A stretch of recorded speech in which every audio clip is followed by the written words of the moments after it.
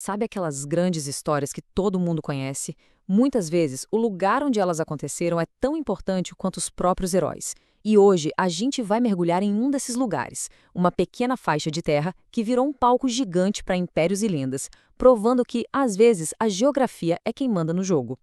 Imagina só a cena. É uma das mais famosas de todos os tempos, né? De um lado, um exército inteiro, paralisado de medo.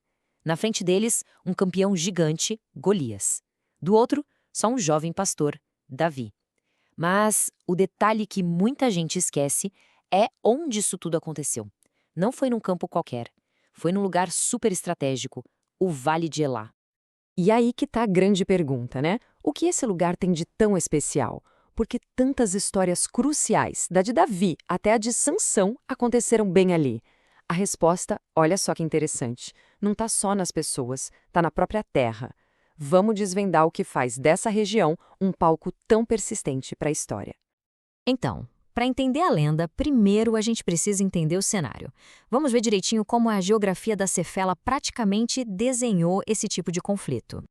Pois é, a luta do Davi com o Golias não aconteceu ali por acaso, de jeito nenhum. A Cefelá, na verdade, funcionava como uma espécie de zona de fronteira, sabe? Um campo de batalha natural. Pensa bem, de um lado os filisteus, que dominavam a planície costeira, do outro os israelitas, que ficavam lá no alto, nas montanhas da Judéia. Onde eles iam se encontrar para brigar? Exatamente ali, no meio. Era inevitável. Ok, mas o que é exatamente essa região? Vamos dar um zoom para entender a geografia que fez esse lugar ser tão vital por milênios. Pensa na Céfala como uma zona de transição. É uma faixa de terra de mais ou menos 60 por 13 quilômetros que fica ali espremida entre a planície e as montanhas. Ela não é nem uma coisa nem outra, é o meio do caminho. E era nesse meio do caminho que tudo acontecia. E tem um detalhe, a Cefalá não é toda igual não. Ela se divide em duas partes. A Baixa Cefalá, que fica mais para o lado da costa, era o filé mignon da agricultura. O solo dela, um solo avermelhado chamado de terra rosa, era super fértil.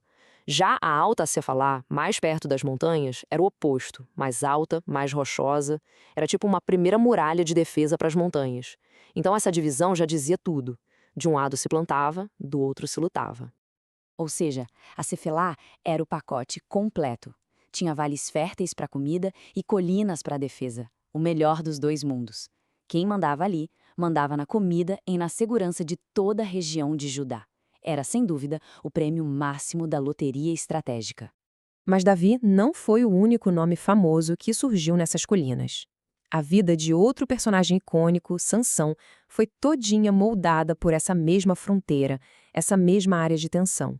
Sansão, ele era de lá, nasceu e cresceu na Cefalá, numa cidade chamada Zora. A vida dele foi basicamente uma briga atrás da outra com os filisteus, que moravam, tipo, no vale do lado. Ele era a própria encarnação da tensão que existia naquela fronteira. E olha só que exemplo perfeito do tipo de conflito que rolava por ali. Não era uma guerra de exércitos uniformizados, sabe? Era uma luta pela sobrevivência mesmo. Quando Sansão queimou as plantações de trigo dos filisteus na Cefelá, ele atacou o bolso e o estômago deles. Era uma guerra total, usando a própria paisagem como arma. E aí vem aquele momento famoso, né? A batalha em Enlei, onde ele teria derrotado 1000 homens usando só uma queixada de jumento. E isso só carimba a imagem da Cefelá como um campo de batalha sem fim, um lugar de lutas desesperadas, vitórias que pareciam impossíveis, onde heróis nasciam no meio do caos. E não pensem que era um lugar deserto, não. Pelo contrário, os arqueólogos estimam que na época da monarquia israelita viviam ali entre 50 e 100 mil pessoas. É gente pra caramba. Isso mostra como essa terra, mesmo sendo tão disputada, era cheia de vida, com cidades e fortalezas dos dois lados. Agora, vamos dar um passo para trás e olhar o quadro geral. A Cefelá não era só uma fronteira entre dois povos. Era uma verdadeira encruzilhada de impérios. Por milênios, quem conseguia dominar essa faixa de terra, na verdade estava controlando uma rota essencial para o poder. É impressionante a lista de quem passou por ali. Olha só, cananeus, israelitas, filisteus, depois babilônios, persas, gregos, romanos, bizantinos, árabes, cruzados, otomanos. A lista não acaba. Todo império que botava os pés na região sacava na hora. Para controlar o interior, primeiro tinha que dominar essas colinas. Um exemplo perfeito disso foi na época em que os edomitas dominaram a área. A influência deles foi tão grande, mas tão grande, que o lugar mudou de nome. A Cefalá virou Idumeia, ou seja, a terra dos Edomitas. Isso é incrível, né?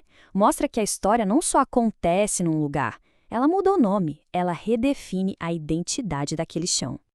E hoje em dia, qual é o legado da Cefelá? Vamos pular para o nosso tempo para ver como esse papel tão antigo ainda ecoa no presente. Bom, depois que o Império Otomano desmoronou, a região passou para o controle britânico. E aquelas tensões de fronteiras super antigas? Elas não sumiram, não. Elas só se transformaram.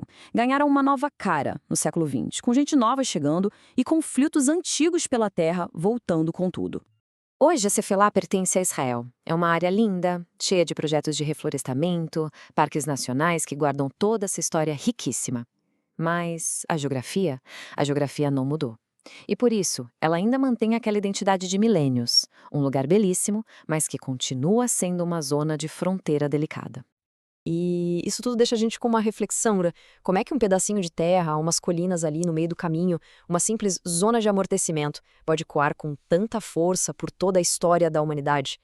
A história da Cefelá mostra uma coisa muito clara. Às vezes, não são as grandes capitais, os centros de poder que definem tudo. São esses lugares no meio, as fronteiras, as encruzilhadas, que acabam virando os palcos mais importantes da nossa jornada. No fim das contas, a geografia é o cenário onde a nossa história é escrita.